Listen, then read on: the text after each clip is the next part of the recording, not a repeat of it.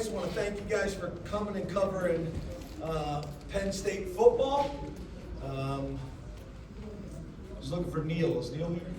And even Neil. Yeah, appreciate all you guys coming and covering Penn State football, and even Neil. That was a joke, Neil. Not funny, huh? Everybody laughed. Yeah, nobody laughed. Nobody laughed. Want to thank the fans, obviously 110,000. Awesome. We just get such unbelievable support week in and week out. We don't take that for granted. Our defense, a couple things to kind of jump out about them. I think our third quarter defense all year has been ridiculous. 87 yards all year on 46 plays, 1.9 yards per play. I think this game we held UCLA to -9 yards in the third quarter. So that was significant. Really cool to see Liam Clifford with over 100 yards today. So now you watch on tape, Trey has beat people. Omari obviously is an issue. Liam showing up, Julian showing up, the tight end showing up, the running back. So makes it difficult when they're not sure who they can or will take away in the game. But great to see Liam have his first 100-yard game. Penn State is 5-0 for the fourth straight year. We're the only school in the country to start 5-0 in each of the last 4 years, and it's the first time that that's happened in school history. So something we take a lot of pride in. And then our defense has held Big Ten opponents under 100 yards rushing in 4 straight games and 15 of the last 16 games. So that was cool. Having Paz back was great. Getting a chance to be with him and his wife and his kids was really cool. Obviously, great linebacker here at Penn State and LBU. And then Juravicius as well. Hasn't been back in a long time and was with us this week. Obviously, his daughter is killing it with our volleyball team. So great having these lettermen back and spending time with them. We won the explosive play battle, not by much, but we did. We won the third down battle. We won the sack battle. We won the starting field position battle. And then the big one, which I'm not sure who it was specifically, a bunch of you guys, to be honest with you. But most importantly, the penalty battle. We had 2 penalties in the game for 20 yards. That was big. We talked about the importance of getting that cleaned up. Now that we're in Big Ten play, so that's a step in the right direction that we got to build on. So overall, a lot of good things to celebrate. Again, we appreciate the fans. We appreciate your support, and I'll open up the questions. Sorry, Mark. James, how do you think the offense adjusted to not having Nick? And Neil was wondering if you could give us a status update on Nick. Oh, yeah.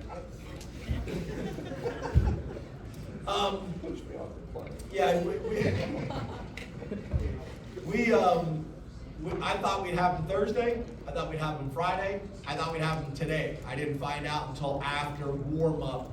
Jaywan and Andy Mutton came into my office, came into the locker room and told me. So literally it was a last-minute deal. I mean, obviously not having a guy like Nick Singleton is significant, but it was a tremendous opportunity for Katron to get a few more touches. And it was also a great opportunity to get Quentin in there. So, really, really good opportunity for those 2 guys, and I think overall we handled it well. Jared, good luck. Hey, Coach Franklin. Hey, Jared. How's it going? Good. Tyler Warren, another week, another touchdown for him. What makes him so dependable for you guys, especially in the red zone? I think that's the word. He's dependable. I mean, the guy does his job and does it on a consistent basis, whether it is blocking, whether it's running with the ball as a ball carrier, whether it is as a receiver. And again, I think you guys have heard me talk about this a lot, but when they can't put Tyler Warren into a category, that's what makes tight ends most valuable. If he's just a receiver, they can treat him like a receiver and treat it as 10 personnel. If he's just kind of a big run blocking slug, then that's not a threat either. But when he can do either or, makes it very, very difficult to defend. And then to your point, he's dependable. You throw the ball in his direction, he's going to catch it, he's going to break tackles, he's going to make positive yards. So, again, I think he's the best tight end in college football, and I think his play warrants that. Tyler and then Andrew. Hi, James. Hey, Todd. Today, you told us a few days ago that you were looking at high school film for Justin Martin because he didn't have any much on film at the college level. He had some success early in the game. What did you pick up from him defensively over the course of that first half, and how do you think your defense was able to adjust with Tom Allen? Yeah, I was impressed with him. You know, I'm not sure how tall he is, but looking at him in pregame, he's a big guy. He seemed very poised. The moment didn't seem too big for him. First time starting quarterback, and talking to their head coach before the game, on the catapult, he's run 21 miles an hour. So you're talking about a big guy who can run, who's poised. So I was impressed with that guy. I really was. And I thought, again, when you're preparing all week, you don't have any film of a guy, that can make it a little bit interesting. But overall, our starting defense held a Big Ten opponent to 3 points. They scored a point there late with a lot of backups in. They scored a touchdown there late with a lot of backups in. In today's day and age, keeping people to a field goal is difficult to do. And I thought our defense, did a nice job. There's some things, obviously, we got to get cleaned up. The big explosive play, we did not run with the tailback in man coverage, the guy that had him in man coverage. And that obviously is going to hurt you every single time if they find him. So that was a huge play in the game. But besides that, I thought overall we played well. Andrew, back up. Coach, you mentioned 80 couple yards in third quarters this year. What's been the difference in the third quarter, and why have you been so successful in adjusting? I think really in my time we've been pretty good in the second half in general. I think to me I'm more interested in making sure that we're starting faster. I think that first quarter you look at the time of possession, not what you want. You look at third down on offense and on defense, not what you want. Again, back to the point I had with you guys earlier about getting enough touches and getting enough plays on offense and getting off the field on defense. So we got to start faster. But defensively, I think you get a good feel for who they are. You get them settled down. You make some adjustments, and I think that's for the biggest reason why we've been able to play really good third quarter football. I think the technology has helped with that as well. But overall, getting our guys lined up, getting their cleats in the ground, getting them ready to play, I think we've done a nice job of that with both offense and defensive staff. Smelter here on the left. James, it seemed that receivers were being targeted more frequently today. How much of that has had to do with Nick not being available? More frequently, you said? Yeah. I don't know. I didn't feel that way or notice that. I felt like we called it the way we have been calling it, but you may be right. I'd have to go back and check that. I don't know. It wasn't like we made a change. Literally, again, we didn't find out until after warm up that we didn't have Nick. So it's not enough time to kind of change your game plan. And with K-Tron and Quint, we don't really feel like we have to. Go two more, we'll go people and Neil. Coach, with Ryan Barker, what went in your decision to make him your starting place kicker today? With Zion Tracy, what did he do to earn that spot at punt return with K now?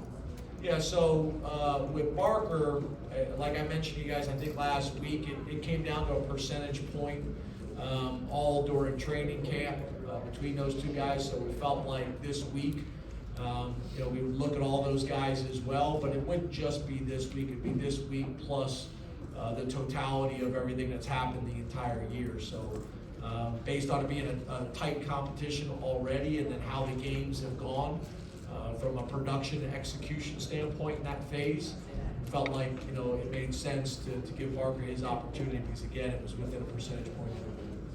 What was the other part? Yeah, so Tracy had been a part of that competition kind of all year long. We did not have Caden available, and he was the next man up. Jake Spencer still factors in, so we used him in the safe situations where you're probably not going to get a return anyway. Just a guy who's caught some balls already in college games. But Zion, we think he'll learn from this today and have an opportunity to not only catch the ball moving forward, but have a chance to be a playmaker. So excited about that. Neil goes us out. Neil. Hey, James, you're now tuning in a helicopter. It was great, huh? I was gonna call you and land in your backyard. The 2-minute drill, how much do you think that gave you guys a boost with Drew connecting to get the touchdown right in front of the half? Yeah, I think we've done a pretty good job of that all year long, points right before the half. We talk about the middle 8 and things like that. That's been, I think, really good for us all year long. I think the other thing that I'm very proud of in terms of the players and the offensive and defensive coaches is we want to have all of our timeouts available at the end of the first half and at the end of the game. And there's value in that. There's power in that. So I think the combination of 2 minutes and 40 seconds or whatever it is in the game with all 3 timeouts, that's a ton of time.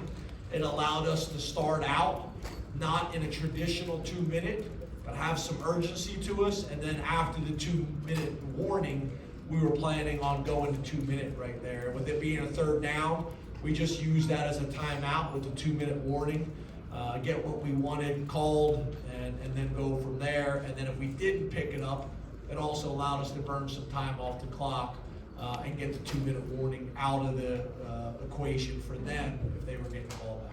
Yes, sir. Thank you, Coach. Thanks, guys. Have a good week.